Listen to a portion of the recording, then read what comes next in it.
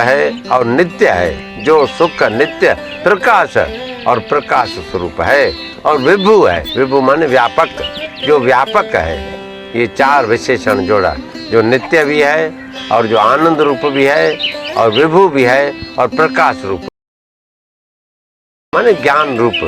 तो जो सत्य चित्त आनंद जिसको कहते हैं, सच्चिदानंद घन कहते हैं, वो हमारा अपना आत्म रूप ही है, आत्म स्वरूप ही है। सत्य चित्त आनंद ये तीन अंदर आत्मा के विशेषण है, और ये नाम रूप ये जगत का विशेषण है। नाम रूप आत्मकम जगत, जगत की व्याख्या होती है जो नाम रूप है किसी भी वस्तु के। ये पांच तत्व होते हैं, तीन छिपे हुए रहते हैं, अस्थि, भाति और प्रिय, और दो है नाम रूप, अस्थि भाति प्रिय नाम रूप च इति अंश पंचकम। ये पांच अंश हैं प्रत्येक वस्तु के। आद्यम त्रयम ब्रह्म रूपम ततो द्वयम जगद रूपम। दो आखिरी वाले नाम रूप ये बदलता है, नाश होता है, बाकी वो एक सरीके रहते हैं, हमेशा रहने वाले हैं। वो अस्थि भाति प्रिय, या इसी को सत्य चित्त आनंद कहो, इसी को और दूसरे रूप में भी कह सकते हैं। क्या कह सकते हैं?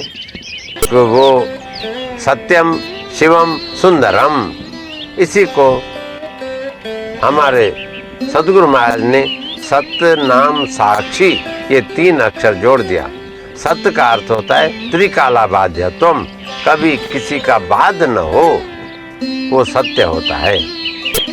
आद सच जुगाद सच है भी सच, नानक होसी भी सच।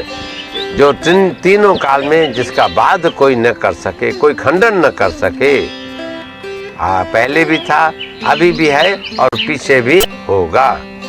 ये और दूसरा है नंबर सत्य और नाम।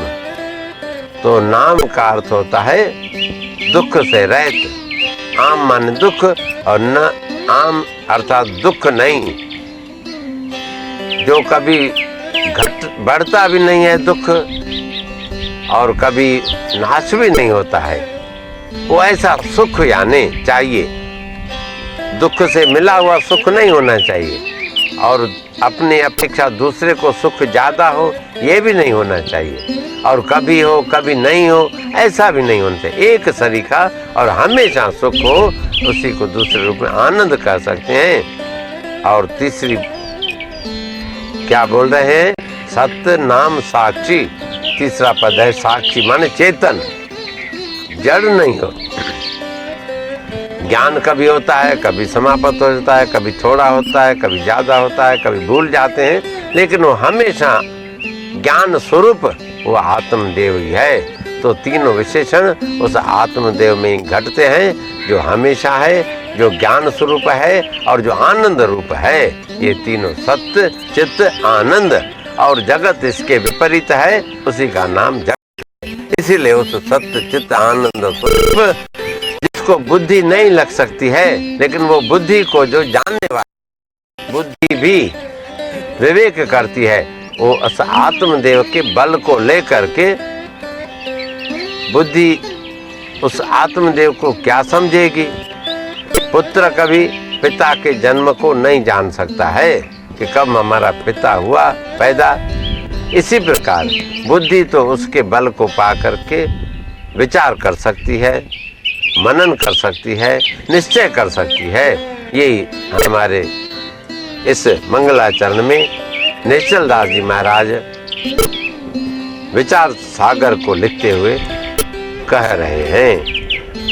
मत न लखै जिह मत लखै सो मैं शुद्ध अपार। और वह शुद्ध सत्य चित्त आनंद स्वरूप मैं हूँ, अर्थात जीव और ब्रह्म की ये एकता बतलाने जा रहे हैं। इस वेदांत शास्त्र का मुख्य प्रयोजन